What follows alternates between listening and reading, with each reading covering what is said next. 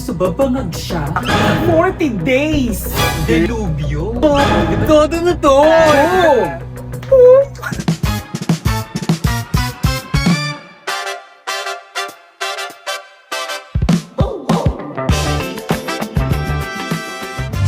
Dito tayo sa pilot episode ng Bex and Beyond, the podcast. Diba? The podcast talaga siya. Yes, kasi marami tayong pag-uusapan. Pero of course, syempre, magpakilala muna tayo sa ating mga viewers. Oo, yes. Diba? Sige, go. Dahil unahin natin yung pinakamaganda. Sige, Yes. go, girl. Pinakamaganda, pinakamatalina. Ako si April Almotela. And syempre, hindi magpapatalo. Ang mas pinakamaganda, Ay, Elfriend Liena. yes naman. Diba? Hindi si Wakla. Syempre, hindi natin aalisin yung yung ating motto.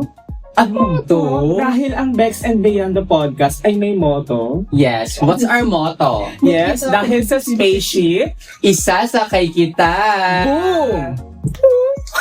So for our podcast, for our pilot episode, ano ba ang mga dapat natin pag-usapan? Grabe yung long weekend. Pag-usapan muna natin yung naging long weekend. Dahil 3 linggo siyang long weekend. Dahil Totoo. dumaan yung talakasan, dumaan yung foundation day, at ang pagninilay ng sambayan ng Pilipino. Totoo yan. Sa 3 linggo na yun, talagang maraming nangyari. At dumagdag pa yung isa sa pinakakinakatakutan, pero hindi naman natin masasabing bago ito sa pananaw ng mga tao. Talagang grabe lang yung naging epekto Yes. nung umusbong na problema. Diba? Yes. Yung problema ang pagtaas ng gasolina to the point, to the highest level. Totoo. Hindi lang siya bakla Yes. naging 1/4 eh. Talagang dumoble. Or sabi pa nga nila, talagang possible doon na maging triple pa Yes. ang presyo bago raw matapos ang buwan na ito. Dahil Diba? sa mga, alam mo na yon, mga personal na interest, mga nakapaligid sa isyong ito, talagang naapektuhan ang mundo. Dahil, syempre, bigyan lang natin ng trivia ang ating mga viewers dahil Yes, of course. almost 20% ng oil ay dumadaan sa Strait of Hormuz. Yes, talagang daanan siya at yun lang ang tanging paraan para makarating sa iba't ibang bahagi ng mundo ang mga langis. Totoo. Pero dahil nga sa war na nangyayari ngayon, di ba talagang pinasara ng Iran ang Strait of Hormuz. Talagang, so nahihirapan din ang Pilipinas sa pagkuha ng supply. Actually, buong mundo ang nahihirapan, pero talaga tayong sobrang apektado. I think Yes. meron lang tayong 40 days na serve para sa oil. Pero ibang bansa, ate ko talagang meron sila, Japan, 240 days. Alam mo ba, sabi nga sa pag-aaral, dapat at least merong 90 days na reserve ang oil per country. Diba? Pero dahil nga, alam mo na, ang Pilipinas medyo late tayo sa Yes. mga kaganapan at sa pag-aksyon. Meron tayong 40 days at sana, alam mo yun, bago matapos ang 40 days na yun, talagang hindi na tayo mahirapan makakuha ng supply ng oil. Diba? It's giving pagbibigay alaala sa patay kasi 40 days na. Totoo.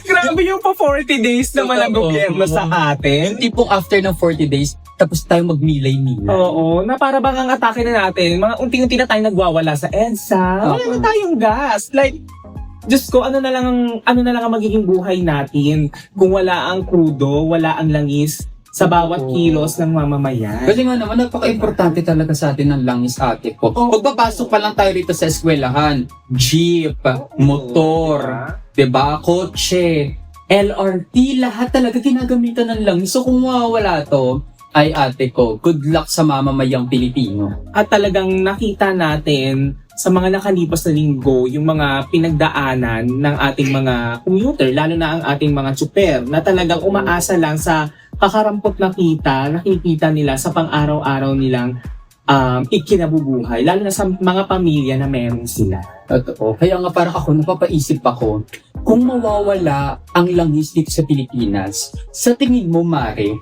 ano ang magiging mode of transportation natin dito sa Pilipinas kung wala ng jeep, tricycle, motor, kotse, di ba? For you lang, Mare, ano sa tingin mo ang kailangan nating gawin? Sa tingin mo, Sa tingin ko, Sa tingin mo, sige ako muna. sige, ano ba? Ano sa nakikita mo, ano ang magiging solusyon sa problemang ito ng bansa? Dahil nararamdaman naman natin na parang wala tayong gobyerno eh. Tinanggap na natin. Tinanggap na ng mga Talagang mamamayang Pilipino na lang ang naghihilaan ding pataas at nagmamalasakan sa isa't isa. Diba? Kung may GC lang tayo, ang unang umalis sa GC, yung executive. Totoo. Diba? So tayong mga mamamayan, tayo na magtutulungan Tayong ngayon. maliliit, di Diba? ba? Bilang tayo, bukod sa pagiging bakla tayo, no? Ano ang may babahagi nating tulong at suporta sa ating mga commuter, lalo na sa ating mga tsuper, na talagang makakatulong sa kanila to eh. Talaga namang papairalin ko ang pagiging bakla at pagkakaroon ng malawak na kaisipan at kritikal na pag-iisip. Di ba? Kaya ako, kung tatanungin mo kung anong solusyon dyan kapag nawala na ang mga mode of transportation natin ngayon, dapat ang sakyan na natin ay animal inflatable toy. Ay, ang ganda. Diba? Sobrang ganda. Yes. Yung tipong kapag sumakay tayo ron, grabe yung bounce. Yes, Yung no? bounce. Diba? Talagang, ito yung Iba yung bounce eh. Yes, ito Diba? yung pag-alog papunta sa progreso eh. Totoo. Diba? Ang pag-alog tungo sa ikabubuhay ng masang Pilipino. Yes. Diba? Kasi ate ko, kapag ayun yung ginamit nating mode of transportation, hindi na kailangan ng langis dahil. Yes. Diba? Talaga, sikap na lang. Yes, Diba? diba? Alog-alog ka na lang ng gano'n. Oo, talagang nasa sayo na lang yan kung gaano ka kabilis tumalbog at makakarating sa trabaho. Yes, no? Ang mga Diba? kumpanya na ang mag-a-adjust ng pasok sa kanilang mga trabaho at ang kanilang pagbubukas ng mga mall. Sila na ang mag-a-adjust dahil 30 minutes, hindi ka kayanin ng pagtalbogan. Pero sige, dahil ito ang nakita natin solusyon, magandang solusyon ito para sa lumalalang krisis sa langis. Diba? At syempre, hindi talaga tayo papayag na ito lang ang nasimulang programa. Syempre, papangalanan natin ang ating organisasyon. Okay, Mari. Diba? So ano bang naisip mong ipangalan sa organisasyon na ang ginagamitan ay animal inflatable toy? May dalawa ako naisip, pero mas Dalawa. relevant tong naisip ko. Gusto ko Ano siya? Inflatable Commuters Club o mas kilala bilang ICC. ICC. Talagang Diba? makikita May mo. tagline ba yan? Nasa baba? Pauwiin na yan, yung ganon. Meron ba yung tagline na ganon? Oo, talagang bring him bounce. Yes, gusto ko yung breaking Yes. bounce. Yung pagpunta niya rito, tumatalbog din siya ng Yes, ganon. diba? Bring him Bounce. Diba? Talaga namang sa ICC, bring him bounce. Talaga Ganon. namang tumatalbog ang progreso ng bansa. So hindi natin malaman saan ang direktang tutungo ang bansa, sa pinapakita nito ngayon sa atin, lalo na sa mga mamamayan. Dahil hindi natin alam kung hanggang saan pa ba magtitiis ang masang Pilipino sa nangyayari sa atin ngayon. Talaga namang, tayong mga mamamayan, tayong mga nasa baba, ang talagang magtulong-tulong, no? At itong animal inflatable na Toy toy na na to. ito, at itong ICC na to, talagang malaki ang maitutulong nito sa ating Iba ang bounce sa progreso. Yes, talaga tungo sa progreso, di ba? At sa bawat bounce, angat buhay lahat. Ay, gusto ko yun. Yes. Yung kada bounce mo, angat buhay, hindi lamang yung maliliit, Oo. kundi nasa, kasama pati middle class and upper class. Yes, di ba? Diba? Sa bawat bounce, angat buhay lahat. Ang gandang tagline. Gusto ko yun. Di ba? Kung Diba?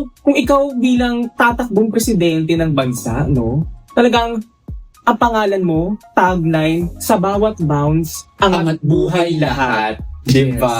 Talagang sure ako yung mga viewers natin, talagang marami silang natututo dahil sa mga kaisipan ng mga bakla. Yes, talaga lang makikita mo kung paano natin tinatarantado ang mamamayang Pilipino. Pero gano'n rin ka-creative. Yes, di ba? Bakit hindi natin subukan? Totoo. Kung ito lang naman ang makakabawas sa mga hinaing ng ating mga kapwa mamamayan. Tsaka at least, diba, meron tayong option B. Yes. Kung mawala man ang oil, meron tayong animal inflatable to. Yes. Yun Diba? ang magbibigay ng bagong muka sa bagong Pilipinas. Ayan. Gusto, ayun yung maganda.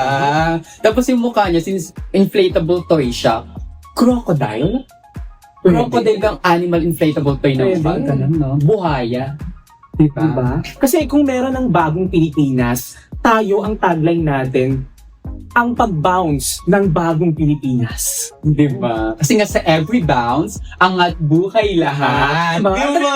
Napagtatagpi-tagpi natin yung idea na ito ang magiging bagong mukha ng bansa sa mundo.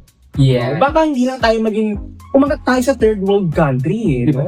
Tayo ang pinaka-kauna-unang bansa magiging fourth world country. Yes. Diba? Bumaba. Bumaba. Talagang dito natin mapapakita na smoke-free na ang bansa, machine-free, diba? No? Talagang kahit ang ahensya ng pamahalaan, makakatulong ito no? Biruin mo, ang ating presidente, pupunta ng batasang pambansa, nagka-bounce lang. Bounce Diba? lang sila ng bounce. Iba ang atake, no? Diba? Makikita mo sa aerial view, diba? Talagang ang presidente, habang paparating ang presidente sa batasang pambansa, nakikita po natin siyang umaalog sa kanyang sinasa. Totoo. Ganun ang atake niya. Oh. 'Di ba? At least nakikita ng mga tao na nakikisimpat siya ang presidente. Totoo. Kasi talagang Oo. ginagawa niya mismo yung proyekto. 'Di ba? Diba? Hindi lang siya yung tipong pagpapanggap. Oo. Diba? Talagang makita mo sa every bounce, talagang makakarelate ang mga Oo. mamamayang Pilipino. Yes. Diba? Diba? Kaya ayan, sa mga viewers natin, sana may natutunan kayo, may Yes. natutunan kayo sa aming podcast. Talaga namang ito ay mga ideyang maaaring makatulong sa hinaharap. Maaari din siyang maging kasiraan sa atin. 'Di ba? Talagang hindi namin alam kung may susunod pa kaming episode, pero Dapat abangan. abangan ang next na katarantaduhan. Hindi ka stick no?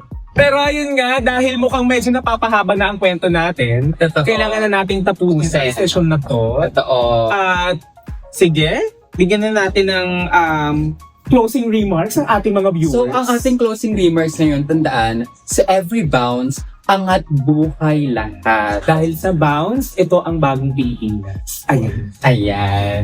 Muli ako po si April Almahala. Ako nga pala si Elfren Liena. And this is Bex and Beyond the Podcast. And of course, and kung nagustuhan nyo ang aming podcast, available din po kami sa Spotify, sa Apple Podcast, sa YouTube, and of course sa TikTok. And syempre, hindi niya rin kami makakalimutan sa Facebook, Instagram, at X. Yan. Don't forget to follow, like, and subscribe.